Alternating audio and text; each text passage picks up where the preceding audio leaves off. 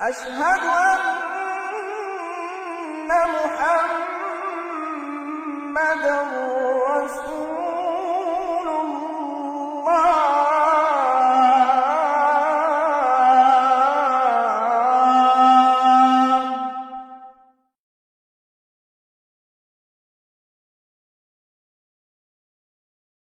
بسم اللہ الرحمن الرحیم. السلام علیکم ورحمۃ اللہ وبرکاتہ.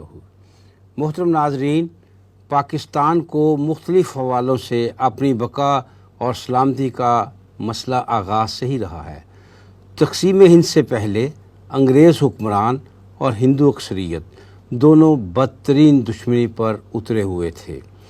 انگریزوں کے امتیازی سلوک نے مسلمانوں پر روزگار کے مواقع انتہائی محدود کر دیے تھے، جس سے وہ اس نوعیت کی تعلیم حاصل کرنے سے بھی محروم تھے جس سے سرکاری ملازمتیں ملتی تھیں. کاروبار پر ہندو چھایا ہوا تھا اور مسلمان کو آگے بڑھنے نہیں دیتا تھا. بہرحال جیسے کیسے پاکستان دنیا کے نقشہ پر ابھر آیا. ہندو کی سیاسی جماعت کانگریس بڑی منظم اور مستحکم تھی، جبکہ مسلم لیگ تو محض ایک تحریک تھی. اسے باقاعدہ منظم جماعت بننا تو نصیب ہی نہ ہوا. کانگریس نے سرحدوں کی حد بندی اور اثاثوں کی تقسیم میں بھی ڈنڈی ماری. اسی بنیاد پر کانگریسی دعویٰ کر رہے تھے کہ پاکستان چند ماہ بھی نہ نکال سکے گا اور واپس ہمارے قدموں میں گرے گا.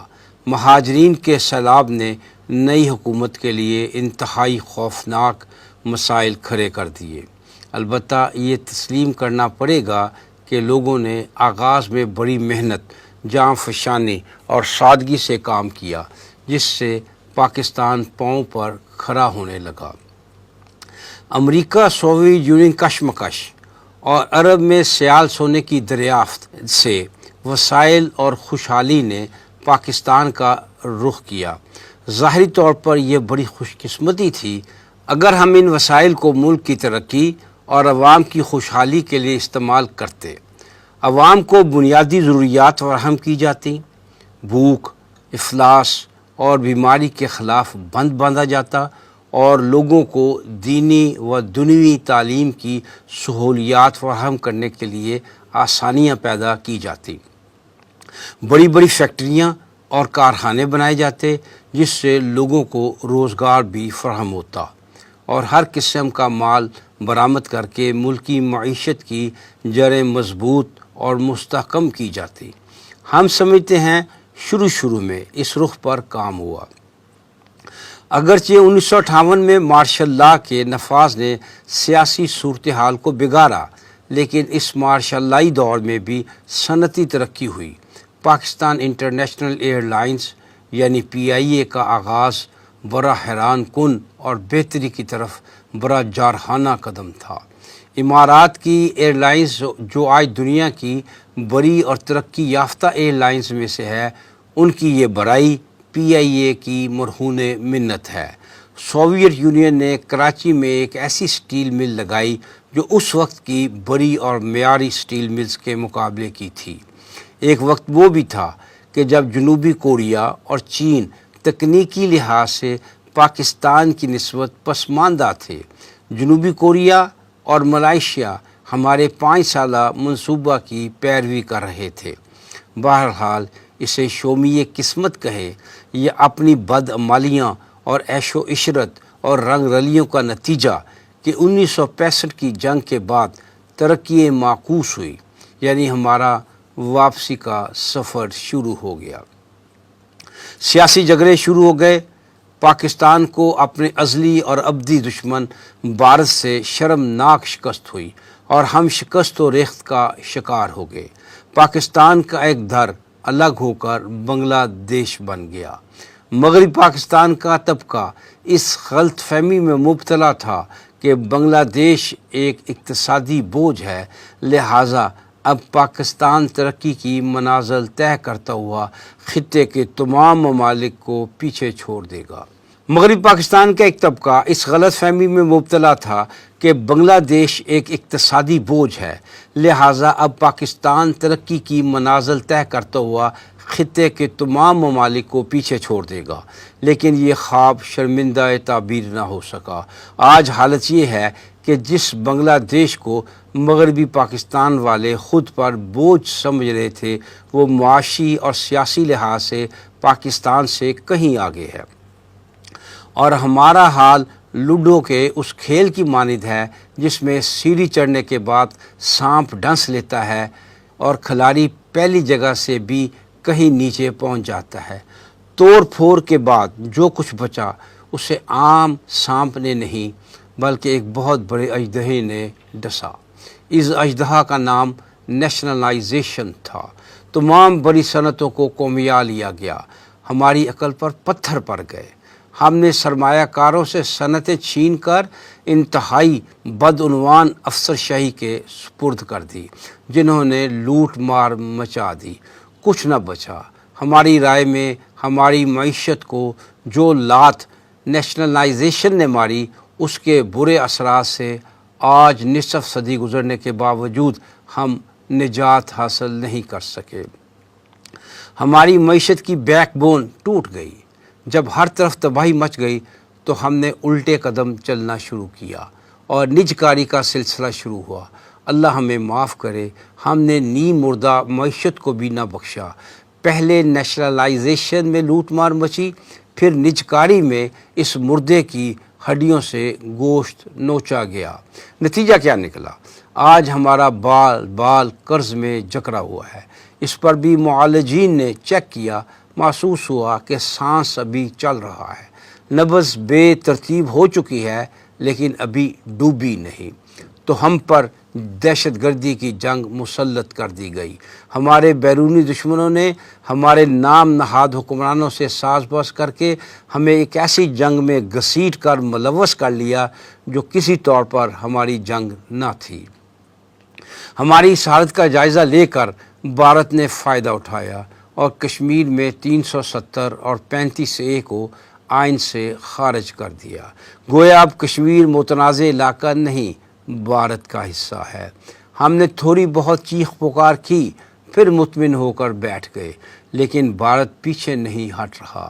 وہ کشمیر میں آبادی کا تناسب بدلنے پر تلا ہوا ہے، تاکہ کبھی ایسا وقت آیا کہ کشمیر میں استصواب رائے کرنا پڑ جائے، جس کا فی الحال کوئی امکان نہیں، تو بھی کشمیر بھارت کا حصہ بن جائے۔ البتہ یہ بات بھی سامنے آنی چاہیے کہ گزشتہ چند ماہ سے صورتحال میں جو تبدیلی آئی ہے، بھارت جو کپڑوں سے باہر ہو رہا تھا اور چھلانگیں مار رہا تھا، چین نے اس کے گریباں کو پیچھے سے پکڑا ہے اور اسے کچھ جھنجھوڑا ہے۔ معاملہ کچھ یوں ہوا ہے کہ بھارت نے ترنگ میں یہ فیصلہ کر لیا کہ اگر گلگت بلتستان پر حملہ کر کے اس پر قبضہ کر لیا جائے تو پاکستان اور چین کے درمیان زمینی راستہ کٹ جائے گا اور سی پیک بھی آگے نہیں بڑھ سکے گا۔ اس کام کے لیے امریکہ مسلسل بھارت کو دھکیل رہا تھا۔